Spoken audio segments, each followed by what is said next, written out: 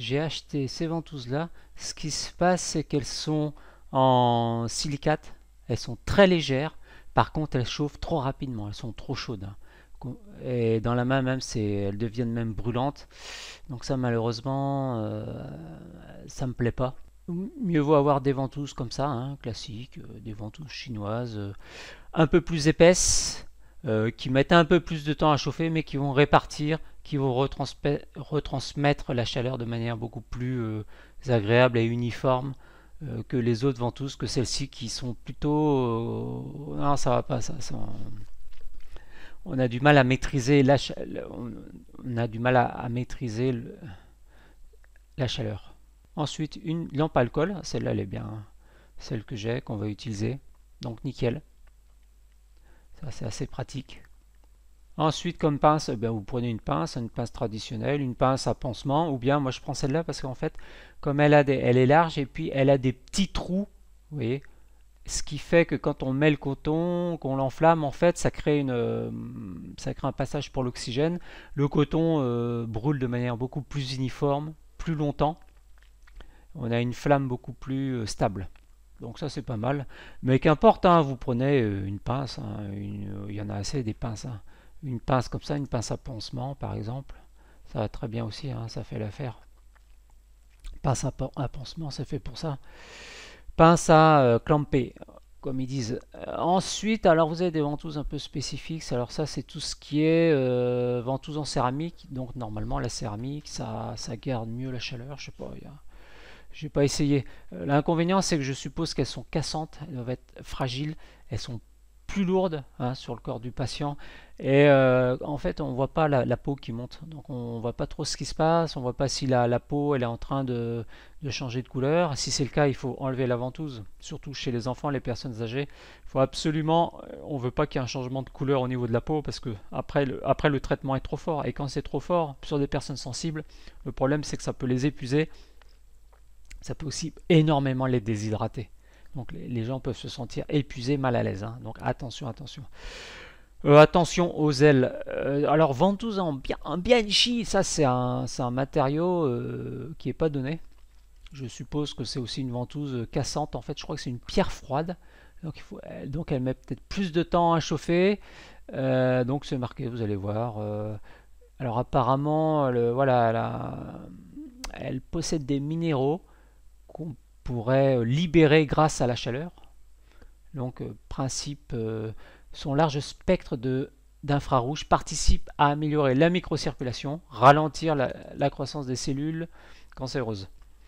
En ce qui concerne la microcirculation, le fait déjà d'utiliser une ventouse comme on fait, hein, de par son aspect mécanique et de par la chaleur qu'on utilise, ventouse chaude, on a forcément un effet positif, une accélération de la circulation, de la microcirculation dans les capillaires. Mais pourquoi pas, il n'y a pas de souci, j'aimerais bien utiliser ces ventouses. La question c'est est-ce que vous préférez recevoir un massage avec des mains chaudes, agréables et douces, ou avec des mains froides et rigides? Bah, la question ne se pose pas. Donc c'est pareil avec les ventouses, c'est l'extension de votre main et ça peut devenir un objet très très très doux, très agréable, exquis. Et une fois de plus, beaucoup de gens ont le corps froid, frileux. Bien dans ce cas-là, on ne se pose pas de questions, quoi. Quand il y a du froid, on réchauffe. Ça, c'est un principe de base. Quand une personne est épuisée, on réchauffe. Donc, qu'est-ce qu'on amène? On amène de la chaleur par les mains, par la ventouse chaude. Une ventouse en plastique qui n'est pas chaude, bah, ça n'a pas le même effet. Sur des douleurs chroniques, souvent, c'est la chaleur qui fait la différence. C'est-à-dire qu'il faut amener de la chaleur par l'amoxibustion ou par une ventouse chaude. La chaleur va activer le chi. Le chi, c'est relaxant. Ça a un effet sur le système lymphatique. On facilite l'ouverture des pores de la peau avec la chaleur. La chaleur dilate. C'est comme si on rentrait dans un bain chaud. Le but, c'est d'aller jouer sur l'élasticité, sur les propriétés de protection et d'élimination de la peau. Donc avec la chaleur. Si vous avez froid, si vous êtes frigorifié, la peau se ferme. D'accord. Donc cette chaleur aussi va stimuler l'énergie, apporte de l'énergie. C'est tous les avantages de travailler avec des thérapies chaudes, avec des pierres chaudes. Le point délicat, c'est que forcément, eh bien, ces ventouses en verre, elles se cassent si vous les laissez tomber, ce qui arrive régulièrement lors de stages. Tant mieux, c'est pas moi qui fais le ménage derrière. Vous avez des voilà, c'est un exercice qui est intéressant parce que ça vous exercice de méditation, de concentration sur ce que vous faites sur le patient. Et il y a vraiment cette délicatesse, cette approche flexible finalement sur les enfants. Alors sur les enfants, si vous n'êtes pas à l'aise, vous amenez plutôt une ventouse en plastique, une ventouse avec une poire par exemple. Mais quand vous avez l'habitude, vous travaillez avec du matériel qui est chaud et la ventouse se prête parfaitement. La technique qu'on va s'adapte à tous les types de personnalités. Si vous avez besoin vous êtes face à un rugbyman, si la personne, lui, ça lui convient pas, eh bien, qui peut le plus, peut le moins. Nous, on fait plutôt dans le moins, c'est-à-dire qu'on a une approche très très douce, et ensuite, ça ne nous empêche pas d'aller accélérer le mouvement, d'augmenter la puissance du traitement, d'augmenter la pression. En général, ce qui se passe quand on vous montre comment utiliser la ventouse, eh ben voilà, vous prenez la ventouse, vous aspirez, vous aspirez la peau, et il faut que la ventouse, faut qu'elle soit bien collée, bien collée, bien collée. Voilà, il faut que ça colle, puis vous restez 10 minutes, 20 minutes. Ça, c'est un protocole de base. Mais ça ne s'adapte pas à toutes les personnes. Hein. Moi, quand j'ai vu qu'il y a un formateur qui montrait, qui mettait une ventouse sur le nombril, alors il pompait, donc ça tirait tout l'abdomen, ça tirait l'abdomen, il dit, eh ben, puis voilà, c'est bon, et vous laissez la ventouse pendant 20 minutes. Alors imaginez la personne, surtout sur l'abdomen, il y a certaines personnes, je dirais que l'expérience devient pénible et douloureuse, quoi.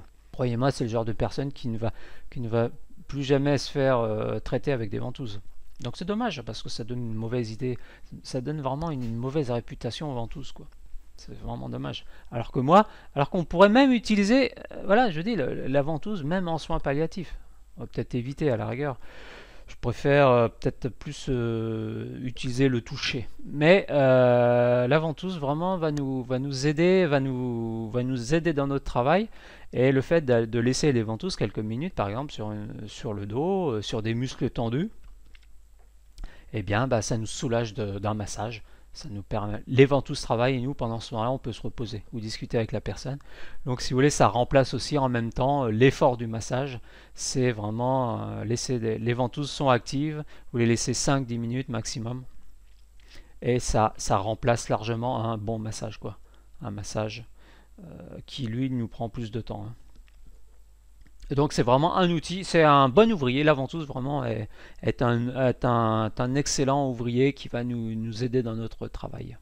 La chaleur douce de la ventouse plus aspiration douce, eh bien ça nous apporte finalement beaucoup de détente et de décontraction au niveau du système nerveux, des muscles et de l'esprit du patient. C'est ça qu'il faut retenir. Hein. Il faut surtout, ça à vous surtout d'aller pratiquer, de voir ça en pratique sur le terrain. Parce que là, c'est quand même là, on est dans la théorie. Hein.